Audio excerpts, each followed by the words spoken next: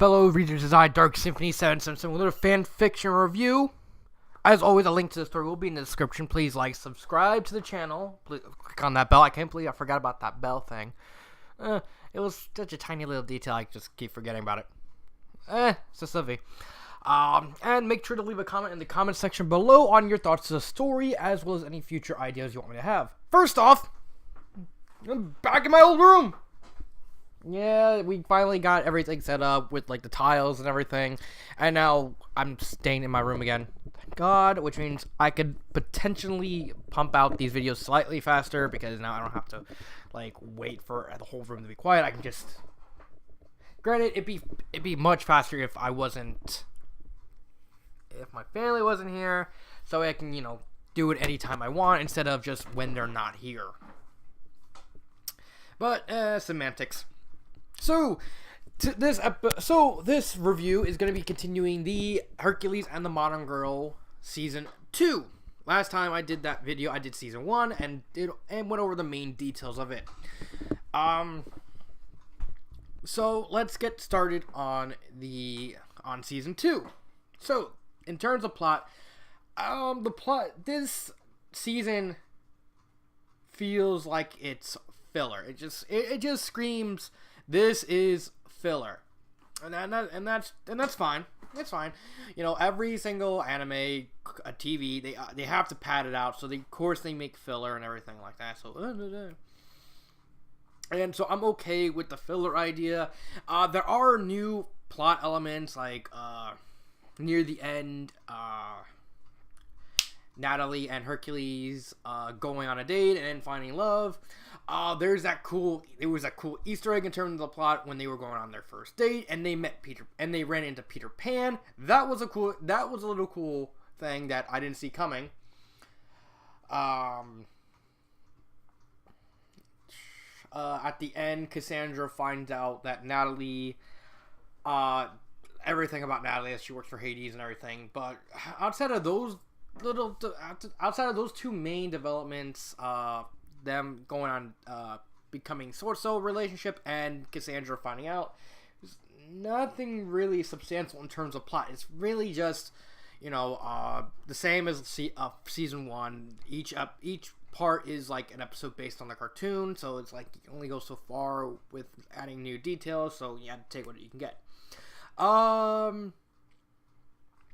Character development. I felt that the characters kind of went stagnant, at least until the very end. We'll get to the very end. We'll get to that soon. Natalie was actually for a short time, around 60, around the last couple of chapters, she was actually starting to get like sewage qualities, which anyone knows you do not want a sewage character. Even if the character kind of develops sewage characteristics late in the story, it's just you have to try to avoid that as much as possible. Hercules was fine. Hades was fine.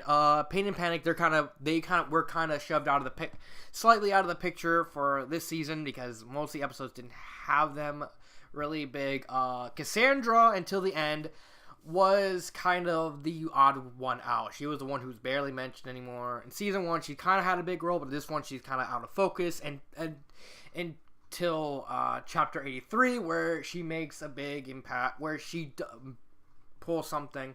And Icarus, he's the one. He's the Leica one. I always liked Icarus in the cartoon and everything.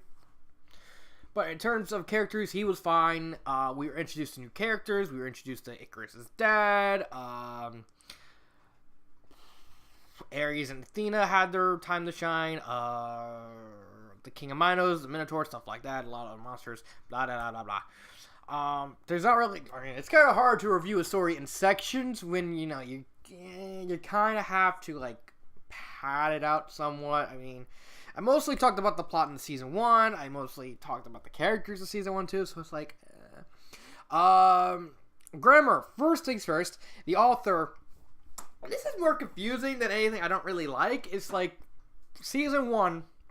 The story was written in a first-person perspective, but for some reason kept accidentally switching to third person use first person pronouns in third person's point of views. And at the beginning and after Arabian Nights, which was the first episode of season 2, it randomly switches to third person. And it's like, wait, what? So wait. So it went from first person to third person. Oh, okay. And I was more confused. Like, why is the author switching point of views in the middle of the story? I mean, I don't hate it because Hercules and the Modern Girl is one of those stories that kind of works in either first person or third person, so either would be fine. I'm just, why would the author kind of change it mid story? Kind of a real weird thing. There's a bunch of grammar errors, just like in season 1. That's pretty much that's pretty much the only problem I had with the story. Well, that and it kind of went rote and boring for a while. Pacing was fine. I had nothing wrong with the pacing. I had nothing wrong with the imagery. But the author kind of worked on the imagery a little bit by like showing what some of the monsters look like. More little details, stuff like that. It's fine. It's not extravagant, but it's fine for what it is. Nothing I would want to get rid of or change or anything like that. But yeah, that's fine. Would I recommend it? I can't say that yet because of the simple fact I can't. I really can't. Even because the story is not complete yet. The story at the end of season 2, she said that, or the author said, I believe starswim is a girl, that the story is going to conclude at the end of season 4. Because like I said in the first video, the movie is the end point. At the end of season 2, the author said that the movie will be in season 4. So now we have an end point, and the author's working on season 4. So it's like, okay, so the end is coming. It's coming there, unless like I get pulled a fast one out of nowhere, and I don't even realize it. But sorry, I don't know where that came from. So we know an end point to the story, season 4, and I'm about to enter season 3. We got new characters, everything, but I can't recommend the story or not until I read the entire thing. So it's like, I don't want to say anything, mainly because it's like, well, I do, but I don't. It's sort of a weird dick to me. Favorite part, let me fix this camera a little bit. There we go. I came this close to saying no favorite part, mainly because when it came to this story, and the fact that it screamed filler to me, after Arabian Nights, which is the Hercules Aladdin crossover, it became by the numbers, it became rote, it became boring and bland. It's like this happens and this happens, and then Natalie tries to get involved, then she pulls something, and I'm like, it's nothing. And it's just so rote that is like, I can't. It's like nothing really interesting has happened. Thank God for the last chapter. If you're gonna end it on a high, end it on a high note. That's what the author did with chapter 83. Holy god dang, chapter 83, just chapter 83. That entire chapter was amazing.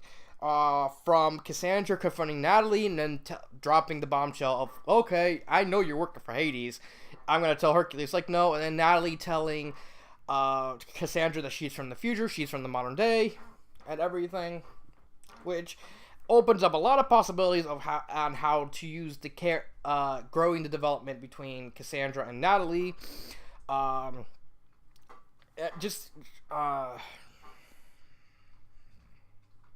Hades finding out, Natalie crying. We finally got true development, a lot of development for Natalie. We got finally some development for Cassandra.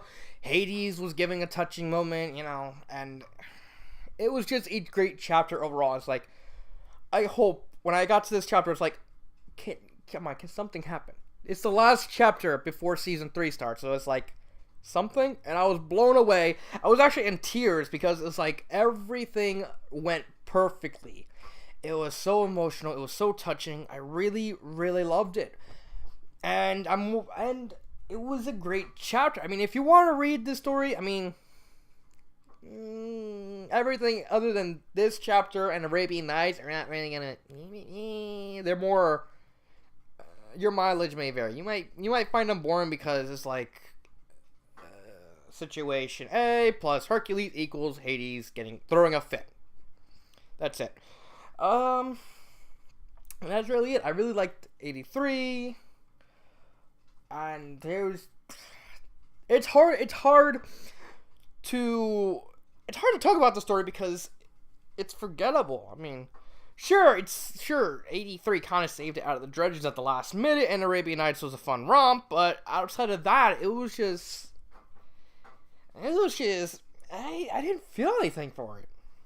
81. The first season had the whole mystique, the whole ideas of everything. It had a lot of characters and how the author did them. But this is like, I'm hoping that the story picks up in season 3 and then it reaches an acceptable climax in season 4. Because now I'm curious, with Cassandra knowing what kind of direction is the story going to take. Now that Cassandra knows that she's from the modern time, are we going to get like a little subplot that Cassandra constantly asks Natalie about what's the modern world like and everything. So it's like you have the idea of a running gag, you have the idea of where to go, but how are you gonna do it? What Hades is gonna do? How Hades is gonna find out? There's also the cliffhanger over the fact that Cassandra warned Natalie that you can't keep lying to both Hercules and Hades, that the truth's gonna find out. So we have a reference point over the fact that now we're having a subtle telling of foreshadowing over a later point, because now that Cassandra has said it, and said it in such a blatant way, sometime either in season 3 or season 4, probably season 3, Hercules and Hades are going to find out, and so that's going to hit the fan. So we have all this build up from this one chapter that can branch out in any sort of direction, and I really like that. It's what a story should do involving a season finale. It's like ready to leave them wanting more and and everything. So that has been my review on Hercules and the Modern Girl season 2. This has been Dark Symphony 777 and cut.